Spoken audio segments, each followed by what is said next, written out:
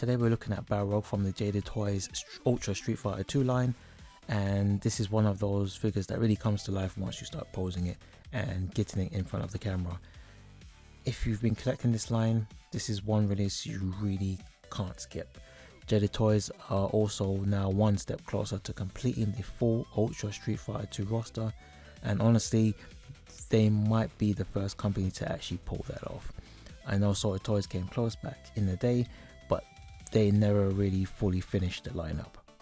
Straight out of the box, Balrog has presence. Jada Toys have clearly learned a lot over the last few waves, and this figure feels like everything coming together. The sculpt, the proportions, the overall feel, it just works. And for me personally, this is actually only the second Balrog figure I've owned. The first was the Sota Toys version, which was great for its time, but this one is on another level completely. The sculpt is strong and reads really well on camera, especially under proper lighting. The paint holds up nicely too, even in close-up shots, which is important if you're into toy photography like I am. There's a lot of character in the face sculpt as well. You can really push different expressions depending on the angle. This is where Balrog really shines. I've been playing around with my smoke machine and lighting setup using purple and amber tones. This figure just fits that style nicely.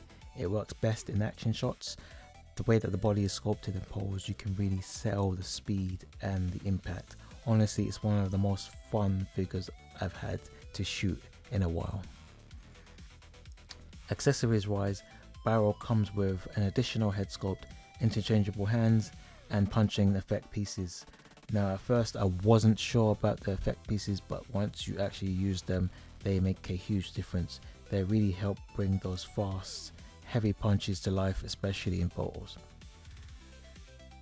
The articulation is another major highlight here, and for those of you who are really into posing, especially more creative or dynamic setups, Balrog is a great example of how articulation should be done.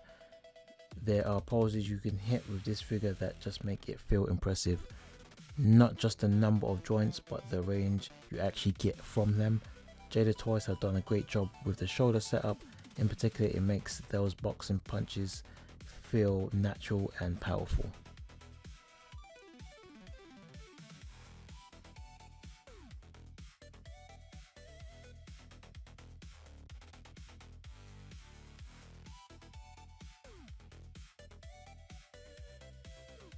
And with this release, Balrog finally joins the rest of the 4 kings in the line, which is a big moment if you've been building out this full roster.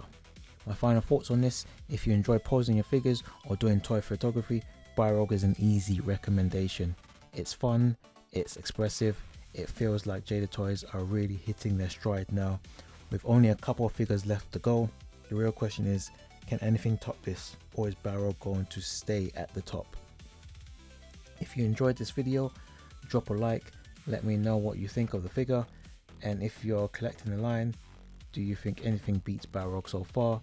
More reviews and toy photography coming soon. Thank you for listening, and I hope to see you again.